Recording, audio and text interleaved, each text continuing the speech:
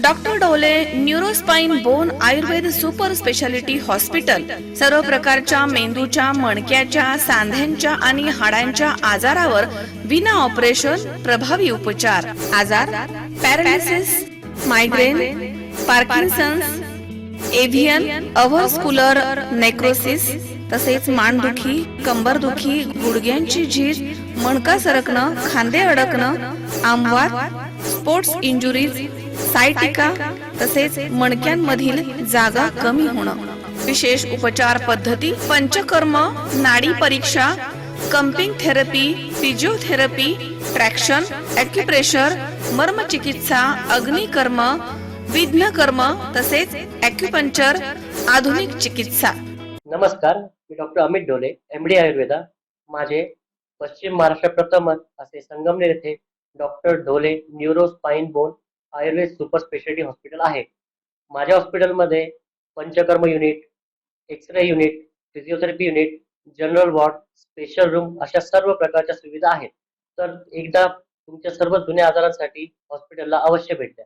तरीही पंचक्रोशीतील नागरिकांनी आपल्या हॉस्पिटलला भेट द्यावी व एकदा उपचार घ्यावे. आपला पत्ता doctor Amit Ramnath Dhole, mobile number 9665868009 आणि 8007360001. Doctor Dhole neurospine bone Ayurveda super speciality hospital, ठिकाण नवीन नाशिक पुणे बायपास, राजापूर रोड, ढोलेवाडी, तालुका संगमनेर, जिल्हा अहमदनगर. संपर्क 8261967624. संगमनेर मध्ये ई टॉयलेट सुविधा उपलब्ध करून देण्यात यावी. त्याचबरोबर जोरवे नाका इथे भव्य क्रीडांगण बांधण्यात यावं, यासाठी मी 1 ते 1.5 वर्षांपासून प्रयत्न करत होतो, ज्याला राज्य शासनानं मंजुरी दिली आहे. आता या ठिकाणी भव्य क्रीडांगण होणार आहे, परंतु याचं श्रेय घेण्याचा विरोधक प्रयत्न करतायत. माझे त्यांना एकच म्हणणं आहे की मागील वर्षी 21 फेब्रुवारी 2024 मध्ये या क्रीडांगणाच्या निधीचा प्रस्ताव मी मांडला होता. त्यावेळी कोण आमदार होतं हे सर्व जगाला माहिती आहे. त्यामुळे काम एकानं करायचं आणि त्याच्यावर नाव दुसऱ्यानं कोरायचं, अशी परिस्थिती संगमनेरची झाली आहे. जी विकास कामं तुम्ही केली आहेत त्याचं श्रेय तुम्ही घ्या आणि जी विकास कामं आम्ही केली आहेत त्याचं श्रेय आम्हाला घेऊ द्या, असा टोला संगमनेर महायुतीचे आमदार अमोल खताळ यांनी नाव न घेता नाशिक पदवीधर मतदारसंघाचे आमदार सत्यजित तांबे यांना लगावला आहे. संगमनेर शहरामधील जोरवे नाका या ठिकाणी आमदार सत्यजित तांबे यांचा भव्य असा नागरी सत्कार मुस्लिम समाजाच्या वतीनं करण्यात आला आहे. यावेळी ते बोलत होते. या प्रसंगी माजी उपनगर अध्यक्ष आणि उम्मत फाउंडेशनचे संस्थापक अध्यक्ष वसीमभाई शेख यांच्या मार्गदर्शनाखाली भव्य सत्कार करण्यात आला. कार्यक्रम प्रसंगी मुस्लिम समाजामधील ज्येष्ठ नागरिक आणि कार्यकर्ते इथे मोठ्या संख्येनं उपस्थित होते. संगमनेर शहरामध्ये फार मोठ्या संख्येने आमचे युवक जे आहेत ते खेळाडू तयार होत असतात, वेगवेगळ्या पद्धतीचे खेळ खेळत असतात आणि या खेळाडूंना प्रोत्साहन देण्यासाठी अनेक वर्षांपासून शहरामध्ये वेगवेगळ्या ठिकाणी अनेक क्रीडांगणं तयार झाली, परंतु काळाच्या ओघामध्ये त्या क्रीडांगणांची अवस्था ही थोडीशी खराब होत गेली. कारण वर्षानुवर्ष त्या ठिकाणी काम चाललेलं होतं, परंतु जसे जसं नवनवीन गोष्टी येत आहेत त्या गोष्टींमध्ये आपण मागं पडत राहिलो. आपण पाहिलं की सहकार महर्षी भाऊसाहेब थोरात क्रीडा संकुल आपण केलं. तालुका पातळीवरचं राज्यातलं सगळ्यात उत्तम असं क्रीडा संकुल हे सहकार महर्षी भाऊसाहेब थोरात क्रीडा संकुल आहे. त्याच धर्तीवर शहरामध्ये वेगवेगळी क्रीडांगणं तयार झाले पाहिजे याचा प्रयत्न कायमच नामदार बाळासाहेब थोरातांनी कायम केला. आणि आपण पाहिलं असेल की इथे यंग नॅशनलचं ग्राउंड जोरवे नाक्यावर इथं जे स्टेज आहे, इथं जी खोली आहे, ती सुद्धा बाळासाहेब थोरातांनी त्यांच्या आमदार निधीमधून तेव्हा दिली होती. त्याला अनेक वर्ष झाले, आता 15 वर्ष त्याला झाले, तेव्हा ती खोलीला आपण पैसे त्या ठिकाणी दिले होते, स्टेजला आपण पैसे दिले होते. त्याच्यानंतर रणजी स्पोर्ट्स क्लब आपण पाहिलं असेल का त्या ठिकाणी देखील अत्यंत चांगल्या पद्धतीने खेळाडू काम करतात. तर असे जे शहरामध्ये जे सगळे क्रीडांगण आहेत याचा विकास झाला पाहिजे, यासाठी मी सातत्याने प्रयत्न करून या क्रीडांगणांसाठी भरघोस असा निधी शासनाकडून मंजूर करून आणला.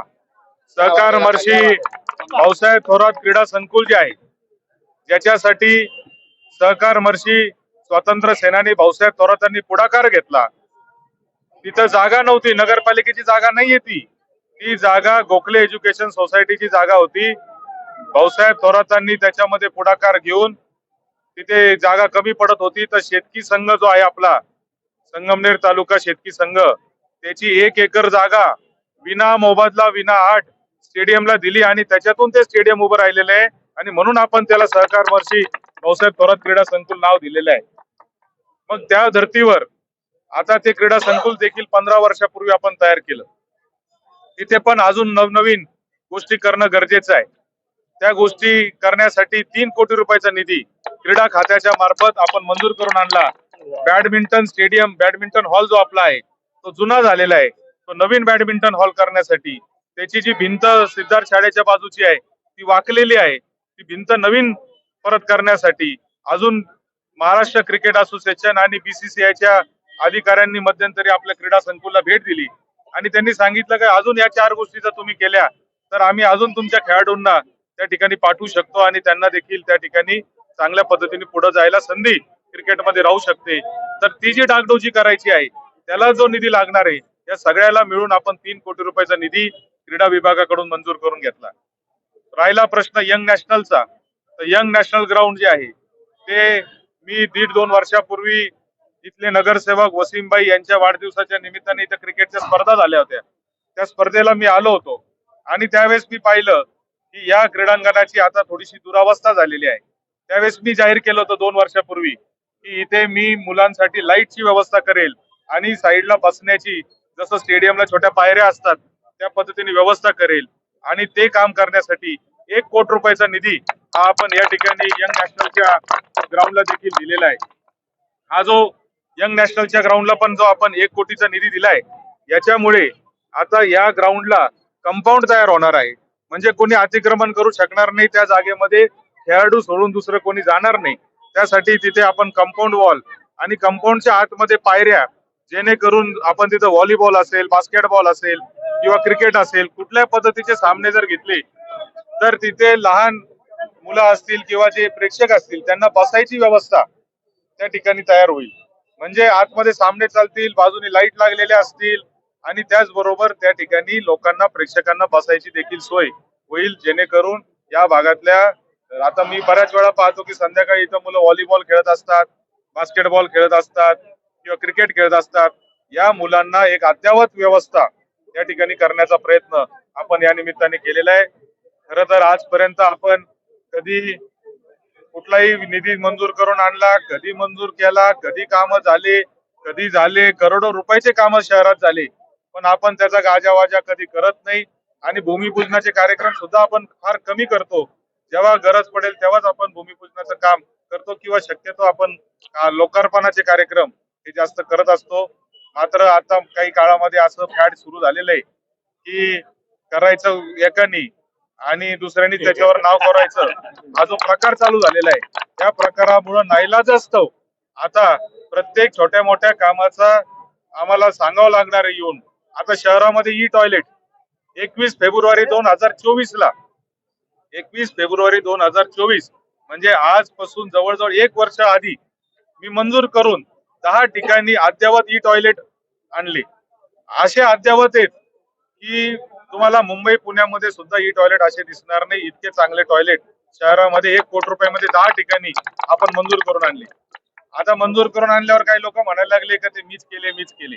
आता मीच केले 21 फेब्रुवारी 2024 ला कोण होतं हे सगळ्या जगाला माहिती आहे. त्याच्यामुळं त्याच्यामध्ये माझं काय हरकत नाही. माझं सगळ्या आमच्या विरोधी कार्यकर्त्यांना, विरोधी पक्षातल्या नेत्यांना मला एवढंच सांगणं आहे की तुम्ही निधी मंजूर करून आणा, तुम्ही विकासाचे कामं करा, आम्ही तुमचं कौतुकच करू, आम्ही तुमचं अभिनंदन करू, आम्ही तुमच्यासाठी तिथं 100% तुमच्या अभिनंदनाचा ठराव करू. मात्र जे काम आम्ही केले त्याला आम्हाला श्रेय घेऊ द्या. जे काम तुम्ही करणार आहे त्याचं श्रेय बिनधास्तपणे तुम्ही घ्या. आम्ही तुम्हाला 1% आडवं येणार नाही. आम्ही दुसऱ्याच्या कामावर स्वतःचा झेंडा लावणारे आम्ही कार्यकर्ते नाही. आमच्या कामाचा झेंडा आम्हाला लावू द्या, तुमच्या कामाचा झेंडा तुम्ही लावा, आपली कुठली हरकत नाही. शेवटी तुमच्या माध्यमातून का होईना किंवा माझ्या माध्यमातून का होईना शहराचाच विकास होतोय. त्याच्यामुळे हे आपण जे काय करतोय हे शहराच्याच विकासासाठी करतोय. त्याच्यामुळे त्याच्या श्रेयवादाचा कृपा करून कोणी प्रयत्न करू नका, याच्यात राजकारण आणू नका, एवढंच मला आज या निमित्ताने सांगायचंय. धन्यवाद. संगमनेर अप्पर तहसील कार्यालय इथून आश्वी येथे जात आहे, तर यावर काय म्हणणार आहात दादा आपण? संगमनेर अप्पल तहसील कार्याच्या बाबतीत मी माननीय मुख्यमंत्री देवेंद्रजी फडणवीस साहेब आणि माननीय महसूल मंत्री बावनकुळे साहेब यांना प्रत्यक्ष भेटून त्यांना सांगितलं की इथल्या जनतेचा याला विरोध आहे आणि म्हणून हे अप्पर तहसील कार्यालय होता कामा नये. त्यांनी मला शाश्वती दिलेली आहे. त्याचबरोबर जिल्हा नियोजन समितीच्या बैठकीत माननीय राधाकृष्ण विखे पाटील साहेब जे पालकमंत्री आहेत आपले, त्यांना देखील मी विनंती केली की विखे पाटील साहेब आणि सगळ्या शासनातल्या मंत्र्यांना विनंती केली तर जनतेचा विरोध असेल तर कृपा करून असा निर्णय आमच्यावर लादू नका आणि संगमनेर तालुक्याची तोडण्याचा प्रयत्न, संगमनेर तालुक्याच्या स्वातंत्र्यावर गदा आणण्याचा प्रयत्न कृपा करून आपण करू नका. आणि त्यांनी देखील हे मान्य केलं का जनतेचा विरोध जर असेल तर आम्ही हे करणार नाही असं त्यांनी मला सांगितलेलं आहे. त्यामुळे माझा त्यांच्यावर विश्वास आहे. मला निश्चित खात्री आहे का जनतेचा विश्वासघात हे करणार नाही. शावीर शेख, C24 तास, संगमनेर. सुनबाई, आजही चहा काल सारखाच बनव. अगं, कोणती नवीन चहापत्ती आणली आहेस का? काय ग, कालच्या चहाचं रहस्य काय आहे? प्रत्येक चांगल्या चहासाठी आवश्यक आहे राजहंस दूध. चहापत्ती तीच, फक्त दूध नवीन. आणि माझ्या चहाला मिळाला सुंदर रंग आणि स्वाद. तुम्ही फक्त दूध बदला, राजहंस दूध आणा आणि असा मस्त चहा बनवा. नर्सिंग क्षेत्रामध्ये करिअर करण्याची सुवर्ण संधी. महाराष्ट्र शासन कौशल्य विकास अंतर्गत OT टेक्निशियन, ANM, GNM हे कोर्सेस करा आणि शासकीय, निमशासकीय, खाजगी वैद्यकीय क्षेत्रामध्ये करिअर घडवा. विद्यापीठ मान्यता कोर्सेस, अत्याधुनिक शिक्षण प्रणाली, अनुभवी शिक्षक वर्ग. BSc नर्सिंग अर्थात बॅचलर ऑफ नर्सिंग, कालावधी 4 वर्ष, पात्रता 12वी सायन्स आणि CET उत्तीर्ण. थेरॉटिकल बरोबरच प्रॅक्टिकल नॉलेजवर भर. तेव्हा आजच आपला प्रवेश निश्चित करा आणि आयुष्याला एक वेगळी दिशा द्या. संपर्क doctor Deepali Pravinkumar Pansare. Mobile number 84 68 81 64 40, 92 09 87 34 30, 82 37 66 04 32 आणि 82 37 54 04 32. कॉंग्रॅच्युलेशन्स वहिनी, बाळ झाल्याबद्दल. पण मी ऐकलंय डिलिव्हरी फार क्रिटिकल होती. आता ठीक आहे ना सगळं? अगं, होता थोडा प्रॉब्लेम, पण स्त्रियांच्या आरोग्याची संपूर्ण काळजी घेणारं मातृसेवा होतं ना साथीला. सगळं सुरळीत झालं. किशोर वयापासून ते रजोनिवृत्तीपर्यंत स्त्रीच्या आरोग्याची संपूर्ण काळजी घेणारं अहमदनगर मधील पहिलं स्त्री रुग्णालय Matruseva women's hospital, obstetric ICU. किशोरवयीन आणि विवाहपूर्व समुपदेशन, गरोदर माता तपासणी आणि प्रसूती, पहिल्या सिझेरियन नंतर नॉर्मल डिलिव्हरीची सोय. मातृसेवा विमेन्स हॉस्पिटल, सक्कर चौक, नवीन टिळक रोड, अहमदनगर. फोन 9850 20 0017.